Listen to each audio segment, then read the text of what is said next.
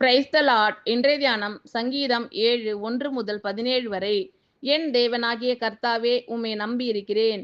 என்னை துன்பப்படுத்துகிறவர்கள் எல்லாருக்கும் என்னை விலக்கி ரட்சியும்.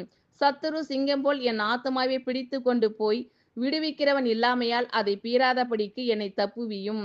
என் தேவனாகிய கர்த்தாவே, நான் இதை செய்ததும் என் கைகளில் நியாயக்கேடு இருக்கிறதும் என்னோடே சமாதானமாய் இருந்தவனுக்கு நான் தீமை செய்ததும் காரணமில்லாமல் எனக்கு சத்துருவானவனை நான் கொள்ளையிட்டதும் உண்டானால், பகைஞன் என் ஆத்துமாவை தொடர்ந்து பிடித்து என் பிராணனை தரையிலே தள்ளி மிதித்து என் மகிமையை தூளிலே தாழ்த்த கடவன்.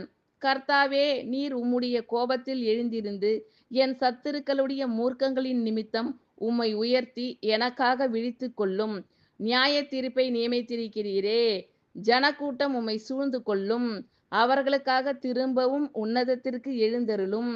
கர்த்தர் ஜனங்களுக்கு நியாயம் செய்வார். கர்த்தாவே, என் நீதியின்படியும் என்னிலுள்ள உண்மையின்படியும் எனக்கு நியாயம் செய்யும்.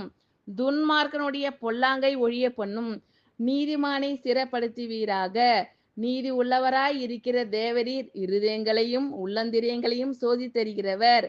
செம்மையான இருதயம் உள்ளவர்களை இரட்சிக்கிற தேவனிடத்தில் என் கேடகம் இருக்கிறது. தேவன் நீதி உள்ள நியாயாதிபதி. அவர் நாள்தோறும் பாவியின் மேல் சினம் கொள்ளுகிற தேவன். அவன் மனம் திரும்பாவிட்டால் அவர் தம்முடைய பட்டயத்தை கருக்காக்குவார். அவர் தம்முடைய வில்லை நாணேற்றி அதை ஆயத்தப்படுத்தி இருக்கிறார். அவனுக்கு மரண ஆயுதங்களை ஆயத்தம் பண்ணினார். தம்முடைய அம்புகளை அக்கினி அம்புகளாக்கினார். இதோ அவன் அக்கிரமத்தை பெற கர்ப்ப வேதனைப்படுகிறான்.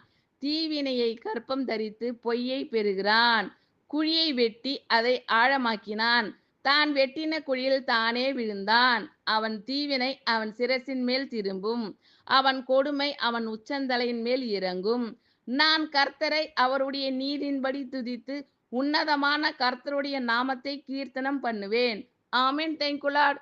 கர்த்தர் உங்கள் அனைவரையும் ஆசீர்வதிப்பாராக. God bless you all.